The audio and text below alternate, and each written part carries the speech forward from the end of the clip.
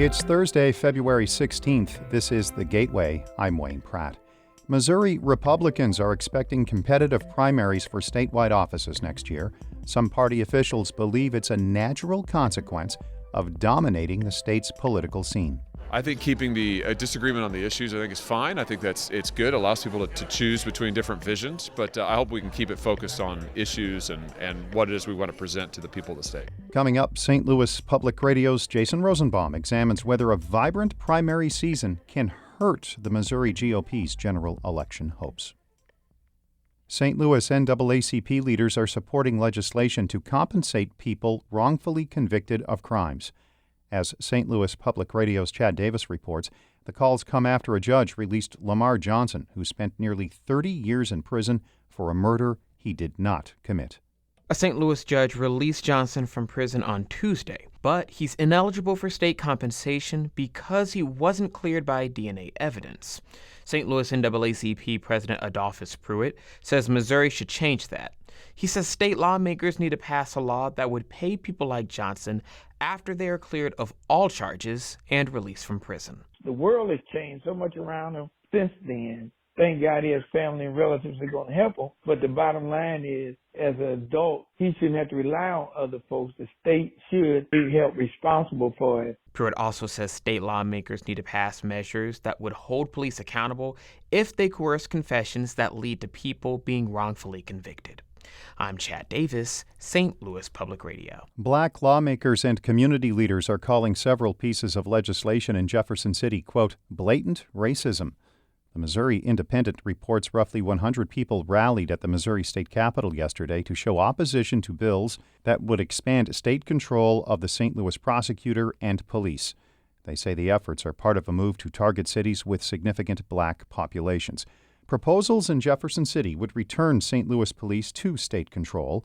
That system was in place until 2013, when the city regained oversight following a 2012 referendum. The leaders are also concerned about a measure that would allow the governor to remove the authority of elected prosecutors in violent crime cases. Supporters say the move could lead to a drop in crime. Opponents say it was originally designed to limit the powers of St. Louis Circuit Attorney Kim Gardner.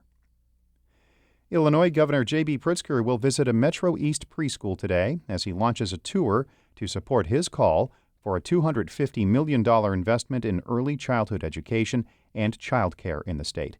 It's part of his budget proposal outlined in yesterday's State of the State address.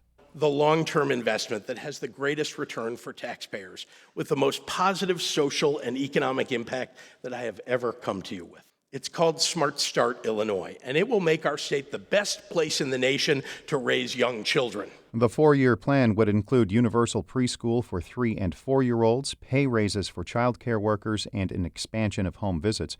Pritzker is also proposing an additional $500 million for K-12 education and an extra $100 million for grants to help students afford community college and state universities.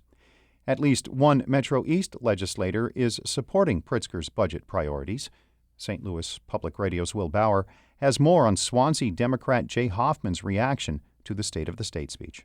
Hoffman, who represents parts of St. Clair and Madison counties, says he appreciated the $250 million proposal to fund early childhood education and child care.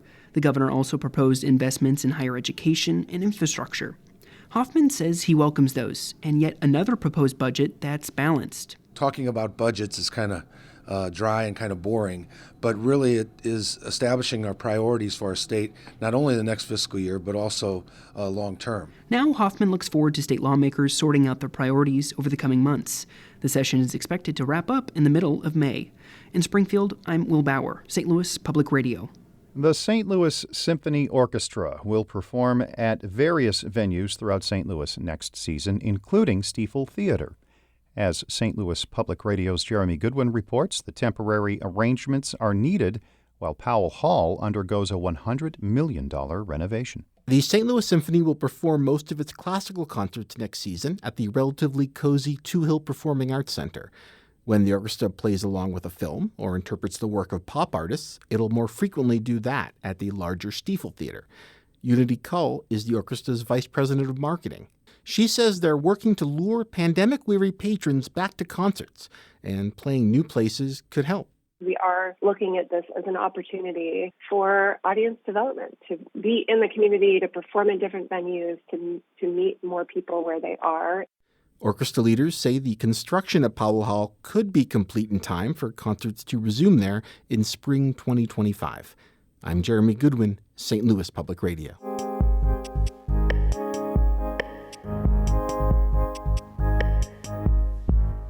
Missouri Republicans hold every statewide office and both U.S. Senate seats for the first time in generations. Some are concerned a contentious set of primaries could threaten the party's dominance. St. Louis Public Radio's Jason Rosenbaum has more from the annual Missouri Republican Party Lincoln Days event in Springfield. Thank you so much for coming out. In a section of a cavernous Springfield hotel that people usually use for eating breakfast, Greene County Clerk Shane Scholler is finishing off a rousing speech.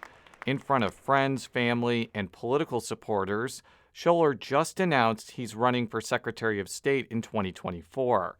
Scholler will likely not be the only Republican candidate for that post. In fact, many at Lincoln Days are expecting crowded primaries for offices like governor, lieutenant governor, and attorney general. But Scholler is not worried about what's to come. And I think that's what we have to do, is make sure that we keep our conduct clean, that we keep it above board, and that we run and we convince voters why we're the best person for that office. Missouri Republicans hold every statewide office for the first time in generations. And many at Lincoln Days were confident that they'll be able to defend their gains next year, even if there are a slew of potentially hostile primaries. After all, the party is dominating in rural counties and conservative suburbs, and former Congressman Billy Long believes Missouri Democrats don't have the infrastructure to turn the tide. It's not that they don't have a bench, it's that they don't have a starting lineup. In some respects, the collapse of Democrats in Missouri is making GOP primaries for statewide offices inevitable. State Senator Bill Eigel, for instance, is likely to compete with Secretary of State Jay Ashcroft and Lieutenant Governor Mike Kehoe for the governorship. And we're becoming increasingly a primary state where really the future direction of the state is being decided in August and not necessarily November. And I think that's a testament to how the national Democratic brand has hurt the Democratic State Party, and how the values that Republicans are talking about are really reflective of what a strong majority of Missouri wants to see enacted and went into policy. But not everyone at Lincoln Days is convinced the good electoral times will last forever. Republicans had cataclysmic losses in 1992 and 2008 after a series of contentious primaries. Much of that was driven by strong performances in Missouri from Democratic presidential candidates. And while it's unlikely Democrats will win Missouri's electoral votes next year, U.S. Representative Eric Burleson says Missouri Republicans could suffer if their party's presidential nominee is underwhelming. If it becomes like a Mitt Romney or a McCain, absolutely. I think that people they're not inspired by those kind of candidates. The presidential contest is not the only potential complication for Missouri Republicans. Many GOP activists are bracing for a ballot item that could repeal Missouri's ban on most abortions. And some worry that measure could rev up turnout in November 2024, which in turn could help Democratic candidates. And while GOP activist Chris Gron Howard of St. Louis County does not necessarily believe Democrats are in a position to win statewide races, he adds that Missouri Republicans should not be so distracted by contentious primaries that voters erase some of their policy victories. And if your scenario plays out, we have an abortion initiative petition, and it passes and undoes 20 years of Republican legislature on pro-life movement, that will go down as the single greatest failure of every person who served in the legislature in the last 10 years. At least one prominent Missouri Republican doesn't think that primaries are bad for his party. Before getting elected to the Senate in 2018, U.S. Senator Josh Hawley ran in a GOP primary for Attorney General that was widely considered one of the nastiest contests of 2016. He ended up winning the general election in a landslide that year, as did other statewide candidates who emerged out of Republican primaries. I think keeping the disagreement on the issues, I think, is fine. I think it's good. It allows people to choose between different visions, but I hope we can keep it focused on issues and what it is we want to present to the people of the state. With a potentially expensive re-election campaign looming, Hawley is banking on Missouri Republicans coming together next year, even if they're divided over who should fill key statewide posts. I'm Jason Rosenbaum, St. Louis Public Radio.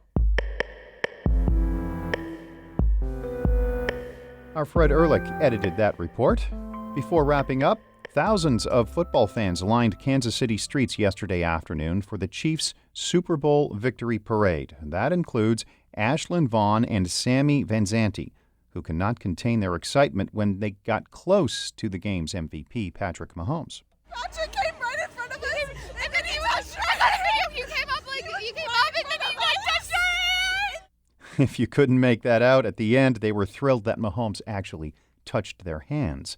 The parade and victory rally follow the Chiefs' second Super Bowl win in 4 years. They beat Philadelphia in the big game last weekend.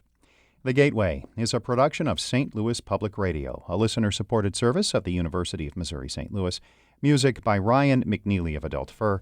I'm Wayne Pratt.